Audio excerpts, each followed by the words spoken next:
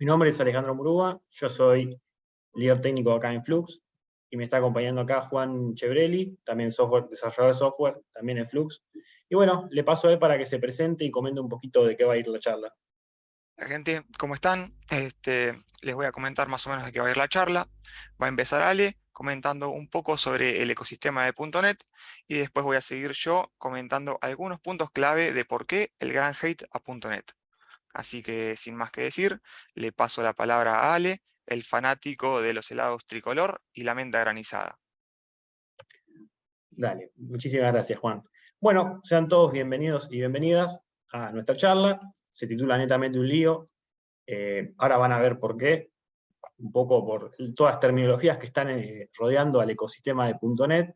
Y la idea de esta charla es que al final se lleven una buena imagen de lo que es la tecnología y que puedan entender y diferenciar las diferentes terminologías del mismo.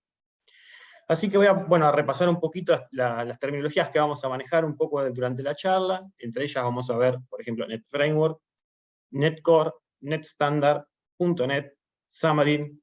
Así que sí, son muchos nombres iguales, terminologías muy similares y que empiezan igual. Así que ya se van dando una idea por dónde va la mano. Pero primero que nada me gustaría que entiendan qué es Net, digamos.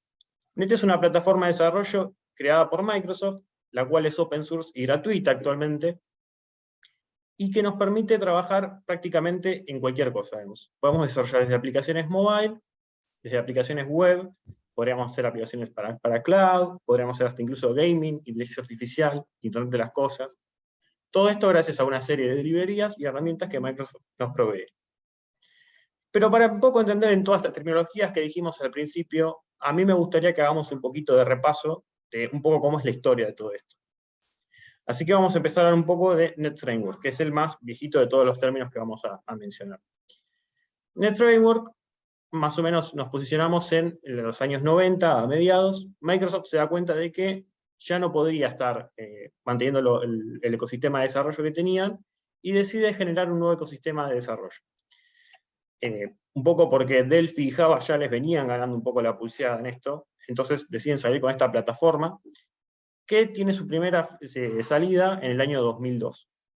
La plataforma sale como una plataforma multilenguaje, podemos programar en F#, en C#, en Visual Basic Net, incluso hay hasta desarrollos hechos en COBOL, dentro de lo que es el ecosistema Net, y además viene integrado con herramientas como Visual Studio, Visual Code, CLI, y tiene una gran ventaja en esa época, que era que venía ya incluido en todos los sistemas Windows. ¿Esto qué quiere decir? Que cuando alguien desarrollaba en el framework, está desarrollando para millones de usuarios a la vez. Y como solamente les haya pasado con algún que otra tecnología, cuando uno incluye una tecnología que ya no viene en el sistema operativo de manera predeterminada, uno tiene que instalar los ensamblados para que esto funcione, ¿no? Esa era la gran ventaja en ese momento de Net, que cuando uno desarrollaba para Windows, ya automáticamente ya tenía instalados esos assemblies que eran necesarios para que la aplicación funcione. Hasta acá todo muy lindo, pero tiene un gran problema, digamos. Está atada a Windows. ¿Qué quiere decir esto? Que si uno no corría el desarrollo creado en Net Framework en un entorno que no sea Windows, no iba a poder funcionar. Por ejemplo, nosotros hacíamos un web service y queríamos desplegarlo a producción, necesitábamos que obligatoriamente el servidor al que estábamos intentando hacer el despliegue sea un servidor Windows, que conlleva grandes costos de licencias del sistema operativo. Net Framework se sigue actualizando hasta la fecha, su última versión es la 4.8, aunque ya no va a recibir más actualizaciones con features, sino que a partir de ahora solo las actualizaciones que va a recibir son de seguridad. Más o menos posicionamos en los años 2010 y empieza a pasar el boom del cloud computing. Esto hace que Microsoft se empiece de nuevo a replantear un poco la plataforma de desarrollo que tenía y ver que estar atada a Windows era un problema para la supervivencia de la tecnología. Principalmente por un tema de que, bueno, el boom de cloud computing venía con servidores Linux principalmente. Entonces, a esto, Microsoft anuncia en 2014 NetCore. NetCore es una nueva plataforma de desarrollo que no tiene nada que ver con el framework, la cual se promete como más ligera, más performante, multiplataformas, es decir, ahora podíamos correr lo que nosotros desarrollábamos en entornos Linux, orientada directamente a aplicaciones cloud, es decir, totalmente pensado para la nube, la cual viene con un montón de mejoras en lo que vendrá a ser el ecosistema de Net. NetCore llega hasta la versión 3.5, y un pequeño dato curioso, cuando se anuncia en 2014, entre estos 2 años del anuncio y la salida, cambia de nombre muchísimas veces, lo que empieza a generar ya confusión. En un principio querían ponerle NetBCorta-Next, o sea, NetBnext, que era como de versión siguiente, porque querían dejar bien claro que esto no era una plataforma nueva, que esto no era una versión de NetFramework, sino que era una plataforma nueva.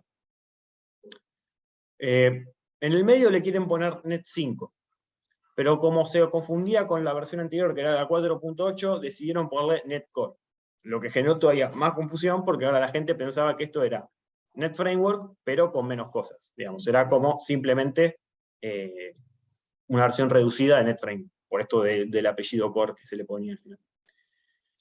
Así que, con Net 3.5, además se agrega una nueva plataforma, la cual nace a partir de Mono, que era un desarrollo que tenía Microsoft medio abandonado, la cual Xamarin es una plataforma nueva para desarrollo en iOS y en Android.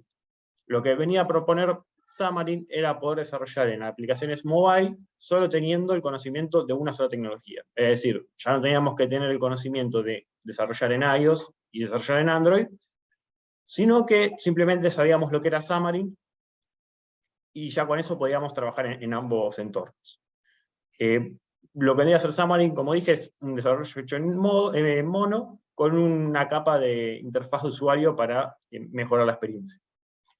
Con esto nos llevamos a otro problema de este ecosistema, es que ahora tenemos 3 plataformas, las cuales, si bien empiezan con Net y son bastante similares en sintaxis, terminan teniendo ciertas incompatibilidades entre sí al momento de poder trasladar código de una plataforma a otra. Entonces, en ese entonces, Microsoft decide hacer un divisor común y crea NetStandard. NetStandard, a pesar de que mucha gente creía que esto era una nueva plataforma a partir de Net, la realidad es que en realidad no es una plataforma nueva, sino que simplemente es un estándar que te provee Microsoft, en el que si vos lo seguís, estos lineamientos que ellos te proponen, y desarrollás en este pequeño pedacito del ecosistema, podrías trasladar código entre Xamarin, NetCore y NetFramework. Siguiendo con esto, nos vamos a encontrar una versión que es Net 5, sin apellido, es decir, ya no incluye la palabra core y ya no incluye la palabra framework. Es simplemente Net con la versión adelante. Y este patrón de versionado lo vamos a seguir viendo a lo largo de los próximos desarrollos que va a estar saliendo desde el lado del ecosistema Net. Aparece en 2020, tranquilamente se podría haber llamado NetCore 4.0. Microsoft decide ponerle Net 5 un poco para englobar todo el ecosistema Net, y ya que la versión anterior de NetFramework era 4.8, dice, bueno, vamos a hacer una plataforma que incluya a NetCore, a NetFramework y a Xamarin. Y unificamos todos los criterios bajo un mismo nombre, que vendría a ser Net 5. Entonces, Net 5 se puede decir que es NetCore con cosas. Se le suma Xamarin, se le suma NetFramework, y se suman ciertas otras plataformas más que hacen completar esta nueva versión de Net. Además viene con C# 9, y lo más importante es que sigue sin reemplazar a NetFramework. ¿Qué quiere decir? Mientras siga existiendo lo que vendrá a ser Windows, NetFramework va a seguir existiendo y va a seguir recibiendo soporte de seguridad. Si ella no va a recibir más soporte desde el lado de features nuevas, sí que va a mantener un soporte desde el lado de la seguridad, por lo que todavía van a seguir manteniendo vigentes esas aplicaciones. En resumen, para entender un poco lo que se engloba en el todo. En la actualidad, NetFramework ya está totalmente dejando de existir. Prácticamente todos los desarrollos están migrando a lo que vendría a ser NetCore o Net 5 en adelante, aunque se sigue manteniendo el soporte, evidentemente, desde el lado de la seguridad. Entonces, si nosotros quisiéramos hoy en día encarar un nuevo desarrollo en esta tecnología, tendríamos que pararnos en NetCore como mínimo, aunque lo recomendable sería ir en Net 5 en adelante. Así que, sin mucho más que agregar, le paso al señor Juan Chevrelli el fundamentalista de los joggings. Muchas gracias, Ale. Te ganaste una caja de los helados que nadie quiere.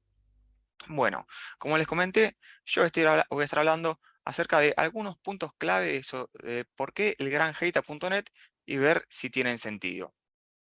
No voy a pretender que salga nada más la tecnología porque el tiempo es limitado, pero por lo menos vamos a aclarar algunos temas. Yo voy a estar hablando desde mi experiencia y mi punto de vista, y para eso vamos a empezar contándoles cómo fue mi primer contacto con la tecnología, con esta tecnología. Yo venía de programar en Python y en Ruby, cuando en uno de mis trabajos anteriores me dijeron que todos los sistemas estaban hechos en .NET, y yo dije, no, ¿por qué? Pero bueno, había que aceptar el desafío. Ahora, el problema fue cuando por primera vez abrí los proyectos y dije, no, ¿dónde me metí? Si Ruby era una fiesta, ni siquiera tenía que poner llaves a los métodos, mucho menos tipar los objetos. Pero bueno, por algo el lenguaje está usado y yo hoy en día estoy dando una charla sobre algunos aspectos generales. Así que los invito a que veamos un poco algunos aspectos del gran hate a .NET. Algunos de estos aspectos son individuales y otros en conjunto. Hay varios aspectos para ver y el primero es Windows. Primero que nada, hay que entender que Windows no es el enemigo. Y eso a mí me costó bastante entenderlo porque era fundamentalista de Linux. Es más, los primeros 2 meses estuve intentando desarrollar .NET en Linux y fue una mala idea. No porque no se pueda, sino porque Windows nos ofrece muchas facilidades para que el desarrollo sea una experiencia mucho más agradable. Quédense tranquilos que ahora en unos minutos vamos a hablar de ese tema.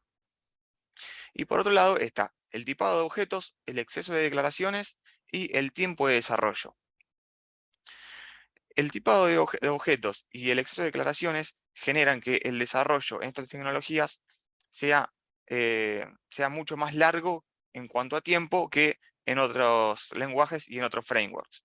Pero esto tiene sus ventajas, ya que de esta manera los lineamientos del proyecto quedan completamente claros y disminuye muchísimo los errores. Ahora sí, vamos a hablar un poco de las facilidades que nos provee Windows.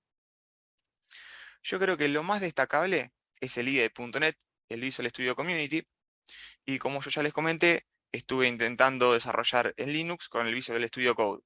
La realidad es que la diferencia es abismal y el Visual Studio Community hace que sea una experiencia muchísimo más agradable desarrollar. Por otro lado, una gran comodidad es el hecho de poder correr distintos proyectos en las distintas versiones de .NET que ya explicó Ale. ¿Qué quiero decir con esto? Al mismo tiempo, podemos estar corriendo un proyecto en .NET Framework, si se quiere en la versión 4.8, otro proyecto en .NET Core, en la versión 3.1 puede ser, y otro proyecto en .NET, que puede ser la versión 5, 6 o la 7 cuando salga. Y no va a haber ningún problema. ¿Por qué hago hincapié en esto? Porque hay otros lenguajes como por ejemplo Ruby o Node, que si vos querés correr proyectos en distintas versiones, tenés que o andar switchando de versiones o levantarlo en contenedores. Ahora pasemos a una característica del lenguaje que a muchos puede no gustarle y es el tipado de objetos. A mí al principio me molestaba tipar los objetos y me parecía una pérdida de tiempo. Y creo que es lo que nos pasa a la mayoría de la gente que venimos de lenguajes interpretados. Pero hoy en día me parecería una muy mala idea no tipar los objetos y para esto tengo mis 3 grandes motivos para hacerlo. El primero es la reserva de memoria, ya que al definir el tipo de un objeto se reserva exactamente la cantidad de memoria necesaria y no se genera desperdicios. Y esto en proyectos grandes hace la diferencia. En segundo lugar, evita problemas en producción. Más allá de los test que se hagan, nosotros tenemos la seguridad de que un objeto no se va a castear a un tipo que sea a un objeto que sea de otro tipo y no nos va a salir error en producción con eso. Y por tercero, ayuda al desarrollador. ¿Qué quiero decir con esto? La verdad que un proyecto en el que está todo definido es mucho más fácil ver y entender el código y además nos ayuda al momento de programar al mostrarnos los posibles errores. Voy a dar un ejemplo bastante simple, pero creo que se va a entender la idea. Por ejemplo, si yo tengo un objeto de tipo persona y le quiero asignar el resultado de una función que retorna un objeto de tipo perro, directamente el IDE nos va a parar la mano y va a decir que esto no se puede hacer y hasta nos va a ofrecer una posible solución y directamente no nos va a dejar compilar. Y bueno, ya para ir cerrando, voy a hablar sobre algunos aspectos clave de esta tecnología. Para empezar, voy a hablar sobre la velocidad de ejecución. Los lenguajes compilados pueden ser hasta 8 veces más rápidos que los lenguajes interpretados. Ahora, que no se me malinterpreta a mí, no estoy queriendo decir que no haya grandes proyectos en lenguajes interpretados que funcionen muy bien y rápido. Por otro lado, otra ventaja es que si bien hay mucho hate a Windows, tenemos la seguridad que Microsoft está detrás de estas tecnologías y tener a un monstruo respaldando esta tecnología, la verdad que es una gran seguridad. Sabemos que no nos va a dejar tirados. Y por último, aclarar que hay una gran cantidad de documentación por todos lados y mucha de esa es ofrecida por Microsoft y además hay una comunidad muy grande detrás de estas tecnologías. Así que bueno, muchas gracias por escucharnos y nos quedamos atentos a sus preguntas. Ahí está, no me podía desmotivar. Hola. Muchísimas gracias por compartir esto. Me están pasando por caracha algunas preguntas que como no soy muy técnico, espero leerlas bien. La primera es, me preguntan, ¿cuál es el ORM de .NET? Aclaren, Bueno, un ORM. ¿Responde vos, Juan? sí, el ORM de .NET es Entity Framework y la verdad que es muy fácil de usar, está muy bueno y en conjunto con LinkU la verdad que es muy cómodo de utilizar. Buenísimo. A ver, otra pregunta. ¿Qué recomiendan para empezar a aprender a programar en C# y .NET? Yo recomendaría aprender programación orientada a objetos, aprender cuál es el sentido del patrón repository, cuál es el sentido de la inyección de dependencias, también es un patrón, y LinkU. Sí, ya con saber un poco de C# o embeberse en eso es muy fácil, digamos. Con cualquier tutorial de cómo se hace una API en Net vas a poder sacarlo. También, como mencioné al principio de la charla, Net es enorme, digamos. Podemos hacer hasta gaming, hasta Internet de las Cosas, inteligencia artificial. Va a depender mucho de hacia dónde quieras orientar tu aprendizaje, digamos. Si vas a ir hacia gaming, vas a tener que terminar aprendiendo Unity. Si vas orientado hacia, por ejemplo, no sé, querés desarrollar en Blazor, que es para desarrollar aplicaciones web por medio de C#, vas a tener que orientarte a eso. El ecosistema es muy grande, vas a tener que concentrarte bastante en cada aspecto de la tecnología y ver cuál es tu objetivo con la tecnología en sí, digamos. Che, ¿y recomiendan algún canal de YouTube o algunos tutoriales en específico? ¿Algo para los que se quieran empezar a meter en esta tecnología? La Yo, documentación de Microsoft, sí. sí, no, sí. Yo recomiendo la documentación de Microsoft y meterse en Stack Overflow, ahí por lo general va a estar de sobra. Ahí no sé si Juan tiene algo más. Yo, bueno, también lo que dice Ale, la documentación oficial siempre es lo mejor. Y además recomiendo el canal de Héctor de León o H de León, que es el canal de YouTube, que la verdad que yo con esa persona aprendí un montón acerca de esto. Y es muy recomendado. Buenísimo, muchas gracias. ¿Y qué es LinkU que nombraron recién? LinkU es una herramienta que nos provee el framework que es para manejar las listas. Lo lindo de LinkU es que se puede combinar con el Entity Framework y podemos manejar las consultas a la base de datos manejándolas como si fueran listas. A ver, estoy leyendo. ¿Qué pasó con ASP.NET y ASP.NET Core y el nombre? Mucho lío de nombre tiene esta. Sí, lo que pasó fue, bueno, ¿querés lo expliqué yo, Juan? O, No, dale, explica vos, que era más tu parte esa. ok, lo que pasó principalmente, digamos, cuando se crea Netcore, también se crea ASP Netcore, que es la parte de desarrollo para directamente web. Es decir, podemos hacer interfaz gráficas directamente para web, directamente desde Net. Lo que pasó fue que ASP Net quedó para Net Framework con una versión, por decir, la versión 6. No me acuerdo qué versión tiene ahora mismo. Y Netcore quedó en la versión 3, por ejemplo. Y hasta que la versión de Netcore no supere a la versión antigua de Net Framework, no va a eliminar su apellido. Lo mismo pasa con Entity Framework. Mientras la versión que está de Netcore no supere la versión de Net Framework, va a mantener el apellido de Core al final. Ahí en el chat, Luciano dice, ¿qué opinan de Blazor? La verdad que tiene bastante pinta, digamos. Se le puede llegar a sumar lo que es NetMaui, que ahora está todo el mundo súper hype con eso. La verdad es que de momento no pude tocar mucho, pero lo que vi está bárbaro. Y hasta mucha gente dice como que es el futuro, pero habría que verlo. Pero la verdad que tiene buena pinta. Bueno. Otra pregunta, ¿se pueden hacer microservicios en .NET Framework?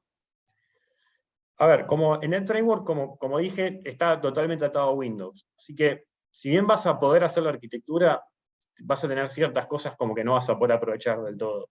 Es decir, también hay que entender que un poco la arquitectura de microservicios empieza a aparecer de una manera más contemporánea que cuando estaba en NetFramework. Yo diría que no es recomendable, pero como podés, no vas a poder disfrutar de los beneficios que te puede llegar a dar un esquema de microservicios completo, pero vas a poder hacer pequeños servicios con su propia base de datos sin ningún problema, pero no vas a tener todos los beneficios que te da microservicios. Ok.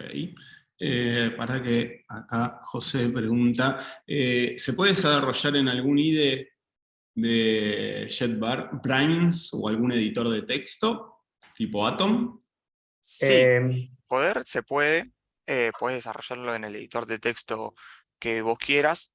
Yo recomiendo el Visual Studio Community, que es el IDE específico de .NET, pero desarrollarlo lo puedes desarrollar hasta en un bloc de notas, si querés.